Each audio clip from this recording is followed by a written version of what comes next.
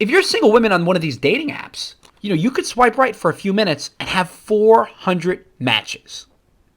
And, while it sounds like that's 400 potential options, right? Like, that should be a good thing because there's so much choice.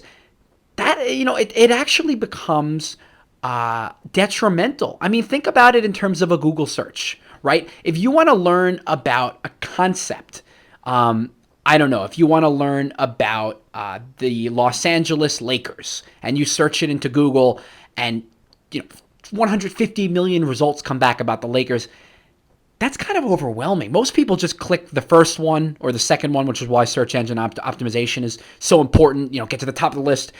But they don't have search engine optimization for Tinder. They don't have the top choices.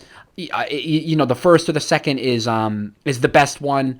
They have algorithms where now it's, they have like recommended matches or compatible matches. But for the most part, you're sitting there having to sift through 400, 500, 600 matches if you're a single woman. And the impact of this, in addition to just being, overwhelmed by the number of options, the impact is you become, it really minimizes your investment in another human being. What I mean by that is, let's say you're a single woman and you go on the date with a guy one night that you met on a dating app.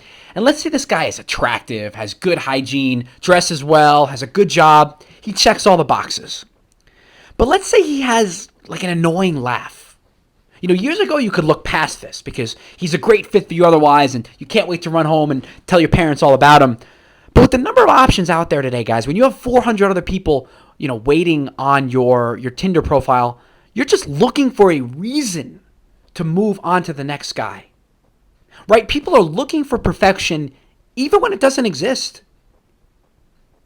Let's look at the male perspective. If you're on a date with a girl and you guys have electric chemistry, but she hates sports, I mean, that could actually be a deal breaker for you since maybe there's another girl out there who you vibe equally well with that likes sports.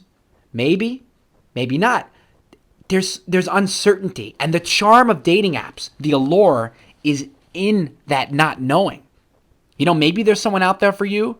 Maybe there's someone better.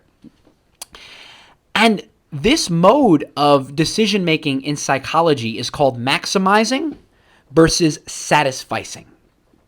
Being a maximizer means you're going to examine every possible option before making a decision, while a satisficer has some basic criteria that needs to be met. And if someone fits that, they choose it without worrying about the other options out there. So let's hypothetically say you're sitting on your couch and you watch something on TV. And let's pretend, this is before the age of Netflix and Hulu and, people when people actually needed cable to watch TV. A satisficer will flip through the channels, and once he finds something decently entertaining, let's say he has good taste and he stumbles on a Seinfeld rerun. Let's say it's the episode where the contest, one of the most famous episodes, and he's thinking, "Oh, this is great! I love this episode. I'll just watch this." That's a satisficer, guys. A maximizer, on the other hand, will need to check literally every other channel to make absolutely certain that there's nothing else on that would be more entertaining than Seinfeld. So everything is being compared to that baseline. The irony, though, with being a maximizer, guys, you end up spending that entire hour block of time scrolling through every channel on your cable box unsatisfied when you would have just been happy watching Seinfeld. So when it comes to dating, most people think being a maximizer means being picky, right? Like we all have friends like that. Oh, I'm just picky. I just have high standards. And people think being a satisficer means settling. Oh, she just settled. I'm picky. I'm just waiting for the right person. I don't believe that's true. I think when it comes to relationships, there are any number of people who you might be compatible with. The world is a huge place. We talked about wanderlust earlier. You can go to, there's 196 countries. You can go to any country, and any industrialized modern country, and potentially find someone that you vibe pretty well with. I don't really believe in soulmates. In Greek mythology, the story goes that Zeus split all human hearts in half as punishment for humanity's pride, and he separated them, right, on like the other side of the world. And humans were tasked with spending their whole lives longing for their literal other half, right? That's a Greek myth. I don't really believe that, to be honest with you. I think that there's so many people out there that you could end up being compatible with. Not to mention, a lot of people subscribe to the belief that any relationship can work as long as you put in time and work, right? Like, what's that quote? It's not being with the one you love, it's loving the one you're with. I don't necessarily agree with that. That might be a topic for another podcast. But the point is, there are a lot of people out there that that you could be, compatible with. And for that reason, you can't put yourself in a situation where you're hunting for your perfect match forever.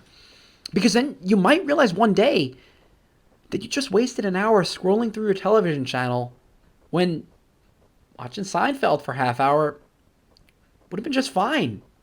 It would have been great, exactly. You would have laughed. You would have been happy. And so that's why you should strive to be a satisficer in your relationships. You shouldn't settle. I am not saying you should settle because you're terrified of dying alone. You shouldn't, buy the first tomato in the produce section just because you got to grab a tomato because Ricky from Nervous Habits said to, be a satisficer, that tomato's good enough. If you want to sit there looking at every tomato, trying to find the reddest one, or avocado, find the one that's the soft, that is fine. But if you do meet someone who meets your criteria, whatever that may be, loves her family, is financially stable, decently attractive, whatever, you should give him or her a fair chance before immediately pivoting to what else is out there.